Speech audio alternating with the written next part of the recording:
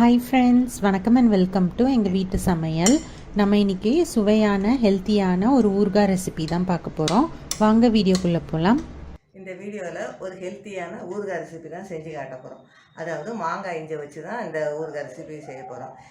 மற்ற ஊறுகாய் போல் இல்லாமல் இந்த ஊறுகாயில் இயற்கையான பொருட்கள், அதாவது பச்சை மிளகாய், மா இஞ்சி, எலுமிச்சம்பழ சாறு, இதை மட்டும்தான் இதில் யூஸ் பண்ணி செய்கிறோம்.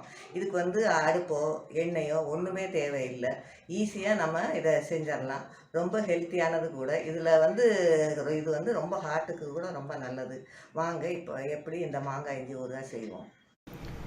இதுக்கு ஒரு 1/4 கிலோ போல் மா இஞ்சி நம்ம வாங்கியிருக்கோம். அதுக்கப்புறம் 7லேருந்து 8 லெமன், ஒரு 10 பச்சை மிளகா, 4 டேபிள் ஸ்பூன் உப்பு, தேவையான அளவுக்கு நம்ம மஞ்சத்தூளும் எடுத்திருக்கோம். மா இஞ்சி இந்த மாதிரி தான் இஞ்சி மாதிரியே இருக்கும், ஆனால் நல்லா மாங்காய் வாசம் வரும். இதை நல்லா நம்ம கழுவிக்கணும். கழுவிட்டு ஈரம் போக நல்லா தொடச்சி எடுத்துட்டு அதுக்கப்புறம் இந்த தோலெல்லாம் இந்த மாதிரி சீவி எடுத்து வச்சுக்கோங்க.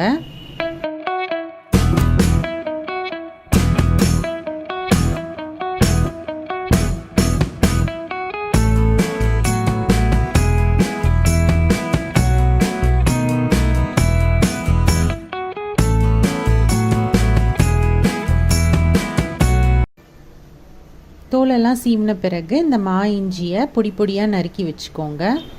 நம்ம நறுக்கிட்டோம். இப்போ நறுக்கின மா இஞ்சியை ஒரு பவுலில் போட்டுக்கலாம்.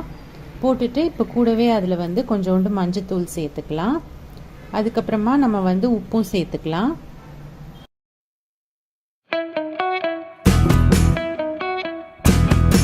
நெக்ஸ்ட்டு நம்ம வச்சுருக்க பச்சை மிளகாயை நல்லா கழுவிட்டு ஈரம் போக தொடச்சிட்டு இந்த மாதிரி கத்திரிக்கோல் வச்சுட்டு ரவுண்டாக கட் பண்ணி அதில் போட்டுக்கோங்க.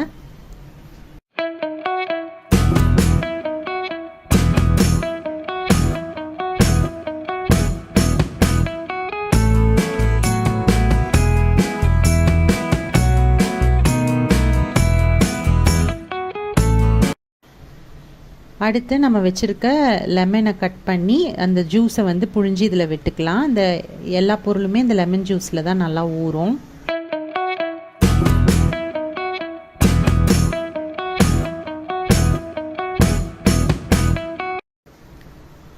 இதை நல்லா மிக்ஸ் பண்ணிக்கலாம். அவ்வளோதான், நம்மளோட ஊறுகாய் ரெடி ஆகிடுச்சு. நம்ம 3 நாள் கழித்து சாப்பிடலாம்.